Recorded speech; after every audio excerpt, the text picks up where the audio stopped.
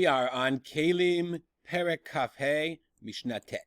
Ninth and last Mishnah of the 25th chapter of Masechet Keilim. So in this entire chapter, we've been learning about the idea of achorayim batoch, the outside and the inside.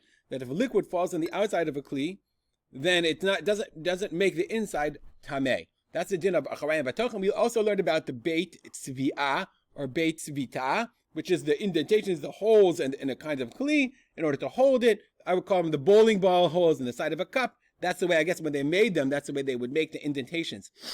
Sounds useful. Maybe we should try to make those. Anyway, so the Mishnah is going to tell us when those apply and when they don't. It says the Mishnah, Kli HaKodesh, Ein Lehem Acharayim Batoch. So any Klei Kodesh, any Keilim that are used together with Kachim, the rule of Acharayim Batoch that we learned doesn't apply, nor does apply Beit Tzvi'ah. Doesn't Acharayim Batoch. Okay, if you touch Klei Kodesh, okay, so you don't get out of, you can't hold the I guess it's interesting. If you were being careful about these things, so then when you would if I didn't wash, I didn't feel like getting up and washing, then I would just hold it by its ear and it'd be okay. But if I'm eating kachim, I'm a Kohen, I'm eating kachim, the Beit HaMikdash, sorry, that rule doesn't work. Okay? That's only davka litruma. It only works if you're being careful about truma. Chulin doesn't really matter anyway, because what do you care? Chulin can't become tamei from a kli. But truma could become tamei, as we've learned before. I think that's right. Whatever. You have to look it up. But anyway, klei kod, if it's for kachim, this rule of achayim batoch out the window, the chumrah of rabbanan of the rabbis of liquids applies. Moreover, the en madbilin kelim betoch kelim la kodesh. If you want to take to the mikvah, so you had a pot and a pan, and inside of that was a cup. You could take them all and take them to the mikvah at once. Keli betoch kelim. But for kachim, you wouldn't do that. Why? Because we're afraid that the weight of one keli would weigh on the other. If you have like two vessels, so you're afraid that one would weigh on the other, and then there would be a chatzitza. It would be an interruption one between the other, and it wouldn't be toveled properly. New rule, new very interesting rule. Kol hakelim yordim lidei tumatan b'machshava, ve'en olim lidei tumatam ela b'shinoi ma'aseh. Okay, there are some times when I can have a kli, I can have a vessel that there are two kelim that are identical. So we learned, the Kahati points out that we learned in Perek Yudbet, Mishnah Aleph, we said, Tabat Adam Tmeya, the ring of a person is Tamei.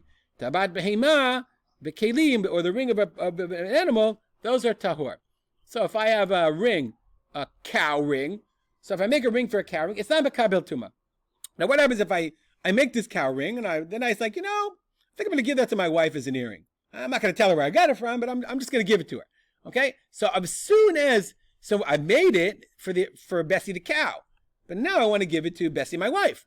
And so now the question becomes, now that I haven't done anything, but in my machshava, my intent, I transferred it, I turned a cow ring into a wife ring. So says the Mishnah, Kol hakelim yordim lidei tumatan b'machshava. That machshava, that thought, that intent has the power to transfer tuma, okay? Has the power to make it mekabel tuma, to make it tamei.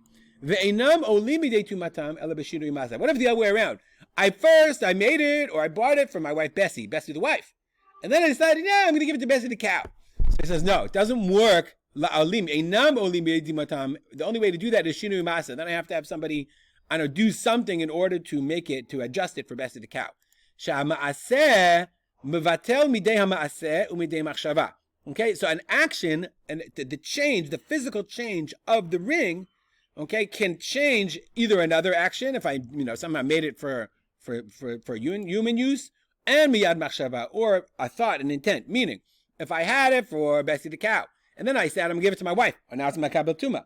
So in order to get it out of there, I have to do a maaseh. But machshava einam mevatelet lo miyad maaseh v'lo miyad machshava. But intent can't change neither action nor intent. So let's say, okay, I said I'm going to give it to the cow.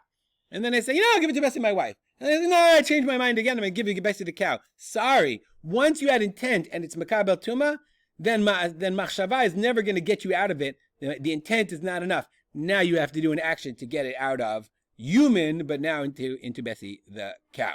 We'll stop here. Something to really think about, how ma'aseh and machshava can get you in trouble, but intent can't get you out of trouble. It's got to be something really deep there. We'll stop here, dedicate our learning to the memory of my father, Rav Simcha ben Yitzchak Kalman. Make it a great day.